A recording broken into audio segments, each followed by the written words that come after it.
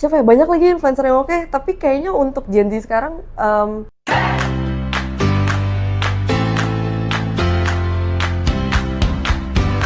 Untuk masalah itu gue defend ya.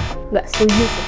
gue nggak setuju sih. Kalau influencer dia mempunyai follower yang banyak, itu bisa aja menjadi overpaid. Kalau masih di bawah, masih bisa dipertimbangkan. Karena ya tergantung ya, influencernya siapa, konsistensinya gimana, niat dan hasilnya gimana. Karena menurut gue mereka tuh harus nge-build diri mereka gitu loh di sosial media ya terutama ya. Jadi kayak menurut gue itu sesuatu yang nggak overpaid dan malah bisa nge-influence kita semua. Mereka layak dibayar tinggi ketika engagement atau follower banyak dan berdampak lebih banyak ke follower mereka. Yang bikin mereka layak adalah yang tadi, konsistensi mereka, niat mereka bagaimana, dan hasilnya bagaimana juga. Yang nggak layak ya mungkin kalau emang niatnya setengah-setengah dan hasilnya juga nggak ada. Mereka itu layak dibayar tinggi karena dengan branding yang mereka punya dan juga kepercayaan yang mereka udah build dengan konsumer mereka, itu menurut gue layak banget sih. Susah, karena membuat konten itu harus berpikir, tidak asal buat.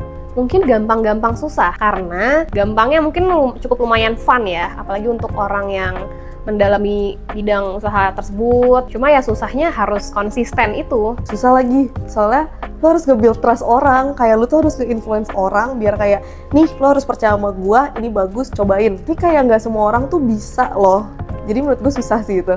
Bisa banget, asal dia harus niat ya, harus niat. Bisa, kalau kita ada niat, konsisten, pasti bisa sih. Dokter Tirta kali ya, karena dia kan dokter, konten-kontennya juga mengedukasi, lalu hasilnya juga mungkin kita bisa rasain ya dari hasil edukasinya, kita bisa melakukan tips dan sarannya Dokter Tirta gitu.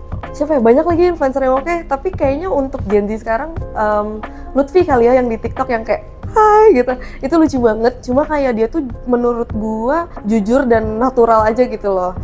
Mau banget dong, realistis. Karena itu mendapatkan suatu uang 50 juta di era sekarang itu, ada yang bilang apa, ada yang sudah nominal segitu, berarti kan orang yang mengasih uang itu expect ke kita yang tinggi dong. Nah, kita harus mempunyai standar di situ.